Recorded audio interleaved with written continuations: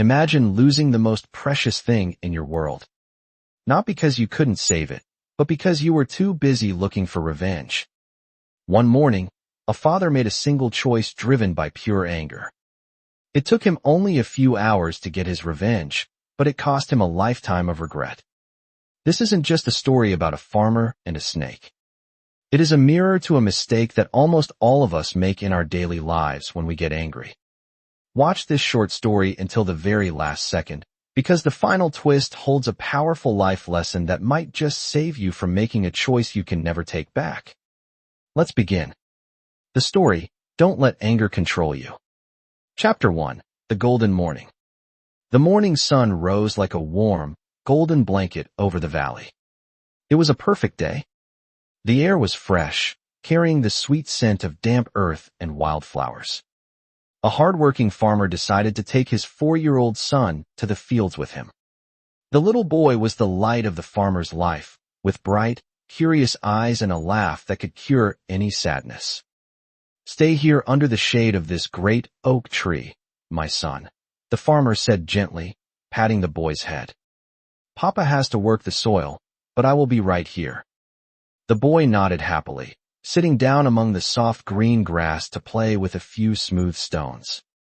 The farmer smiled, picked up his tools, and walked a few yards away to begin his daily labor. For a while, the only sounds were the rhythmic thud of the farmer's hoe and the joyful babbling of the child. Everything felt safe. Everything felt peaceful. Chapter 2, The Strike in the Grass. Then, the peace was shattered. A sharp, terrified scream pierced the quiet morning air. It was a sound that made the farmer's blood run cold. Dropping his heavy tools into the dirt, the farmer sprinted back to the great oak tree as fast as his legs could carry him. His heart pounded wildly against his chest. When he reached the shade, he found his little boy clutching his ankle, tears streaming down his tiny face. Just a few inches away, a long, dark snake was slithering rapidly through the grass. It had already delivered its deadly bite. Looking at the 2 red marks on his son's skin, a wave of pure, hot rage washed over the farmer. The sight of the retreating reptile blinded him to everything else. "No, my son. No," the farmer shouted, his voice shaking with fury. He looked from his crying child to the grass. "That monster will not get away. I will make it pay. I will find it, and I will make it suffer." Chapter 3, The Obsession. Completely consumed by anger, the farmer grabbed his sharp cutlass. He turned his back on his weeping child and chased the snake. The serpent was quick. It darted across the dirt and vanished into a large, heavy pile of old logs at the edge of the field. "You cannot hide from me," the farmer screamed. With fueled, unnatural strength, he began to lift the heavy logs. He threw them aside one by one, sweat pouring down his face, his muscles straining. His mind was locked onto a single, dark goal: revenge. Finally, he reached the very last log. He tossed it aside, lifting his cutlass to strike. But the snake was fast. It leaped out from the shadows and darted into a small, deep hole in the ground. The farmer did not hesitate. He fell to his knees and began digging furiously into the dirt with his cutlass. He hacked at the earth. He scooped away the soil with his bare hands. 1 hour passed. Then 2 hours. The sun rose high and hot in the sky, baking his back, but the farmer refused to stop. He dug and dug until his hands bled, driven by a desperate need to destroy the creature that had harmed his blood. At last, deep in the earth, he cornered the snake. With a final, angry strike, he ended its life. Chapter 4, The Frozen Heart. The farmer breathed heavily, wiping the thick sweat and dirt from his forehead. He looked at the dead snake and felt a sudden flash of victory. "I got you," he whispered. He turned around and ran back toward the great oak tree to show his son that the danger was gone. But as he stepped into the shade, his victory turned into absolute horror. His heart froze solid in his chest. The little boy was no longer crying. He was lying completely still on the grass. His face was pale, and his breathing was dangerously shallow. Panic, cold and heavy, struck the farmer like a lightning bolt. The anger vanished instantly, replaced by a terrifying realization. He scooped his small, limp son into his arms and began to run toward the village. He ran faster than he ever had in his life, crying out to the skies, desperate for a miracle. He burst into the village doctor's clinic, breathless and trembling. "Please, do anything to save him," the farmer pleaded, his voice breaking into sobs. "Please save my boy." Chapter 5. The Cost of Revenge.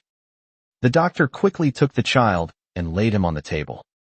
He checked the boy's pulse, examined the bite, and looked into his eyes. After a long, quiet moment, the doctor slowly stepped back and shook his head. His eyes were filled with deep sadness.